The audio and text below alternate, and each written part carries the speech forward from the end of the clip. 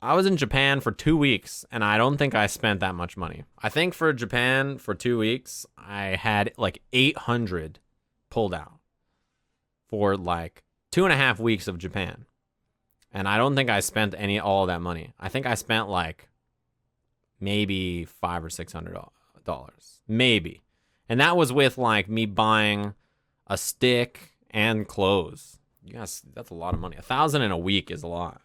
I was in Japan for 2.5 weeks and probably maybe spent 1,000, maybe. But like that was with me buying a $200 arcade stick at whatever. Also, Japanese hotels are generally cheaper, yeah, than a lot of places. Mexico hotels were crazy. I couldn't believe it. It was $1,000 to fly to Mexico from SoCal, but the hotel was $50 a night.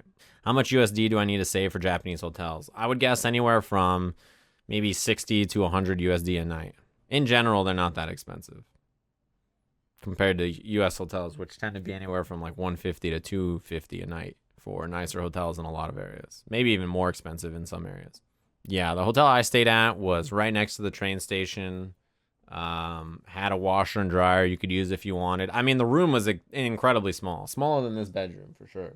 Like you couldn't fit a queen. Like I have a queen bed. You couldn't fit a queen bed in that room really. It was like the room had like a full, and then this is how a Japanese hotel room is, right? The one that I was in. So like you see what you can see directly behind me to the dresser to the door. That's probably about as big as the hotel room was, right? You walk in, there's a hallway. To your immediate right, there's a shower. So walk-in shower, very small, right? And like a toilet and a sink. Very small bathroom. Walk back into the hallway. You walk forward, there's like a full bed, a desk, and then the TV against the wall. And that's the whole hotel room. That's it. No extra room to walk around. So big that my luggage has to be like put against the wall with like my backpack on top of it. And like that's like I can't fit it anywhere else. There's no other room or any like, you know. But you're not gonna spend that much time in there anyway. And when you are, you just lay in the bed. You're just chilling in the bed on your phone or whatever. I don't know Japanese, and I want to know, is it difficult to travel there without an interpreter? I want to attend Evo Japan and other CPT events in the future.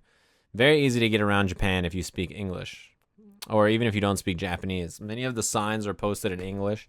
The nice thing about around May, it should be nice that time, right? Is that around when monsoon season started, or is it? I think it's later in like June and July. The thing about Japan is there's lots of English everywhere. You can get pocket Wi-Fi and use Wi-Fi everywhere. You just have service everywhere. So if you need to look something up on your phone, you'll have that. When you like, let's say you need to operate the subway system and you don't know how to do it. It's very simple to just look on the wall and figure it out. And if you can't, you can open up Google Maps on your phone and type in where you want to go. And it'll say, get on the yellow line going in this direction, take it to this stop, go to this line going in that direction, take it to this stop, and you'll be there. And it'll tell you the exact times of the subway that's going to be there. It's like at this exact time, this exact minute, it'll be there. Get off, walk to that side. In 3 minutes, that train will be there. Get on that, go. Very easy to move around in Japan. In a lot of places, what's it called? Your like the way you order food is there'll be like a vending machine and you'll order from there. There's no human interaction. You pay on there. You go and sit down with a number inside, and they call the number and you hold it up and you eat your food and you leave. And you don't have to tip, right? Because it's Japan. It's great. Yeah, it's very easy. I would look up pocket Wi-Fi. You can get pocket Wi-Fi delivered to the airport. So when you show up, there's an envelope, comes with pocket Wi-Fi. You pull out the pocket Wi-Fi, activate it. Now you have 75 down, 25 up in your pocket. Put it in your pocket. You have service everywhere if you need to look stuff up. And then you just go. It's very simple. Like that's the pocket Wi-Fi I get. It's like $4 a day to have that service. It's a money thing. Traveling to Japan out of SoCal is very cheap. You can find round trip flights for $400 or $500, and then spend, if you're there for like a week, probably like $60 to $80 a night for a hotel, and then budget. Like when I was there the first time, I spent a week, and I think total it was less than $1,500 total for like 7 or 8 days with hotel, flight, and food and like spending money. Like maybe $1,400. It's decently cheap for a vacation. Most places like you have to spend $1,000 on a flight and like $200 a night on a hotel, and then you have to spend all this other money on everything else. And it sucks, but For SoCal, going to Japan is decently cheap if you're on a budget. Do Japanese arcades have pad hookups?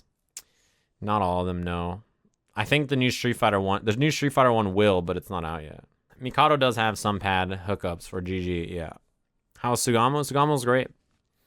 Sugamo was tight because you just like show up and like you can pay by the hour to pay Tekken. Instead of just putting in 100 yen every time you lose, you can sit down and be like, I want to play for an hour. Here's like 600 yen or 800 yen. I don't remember which it is.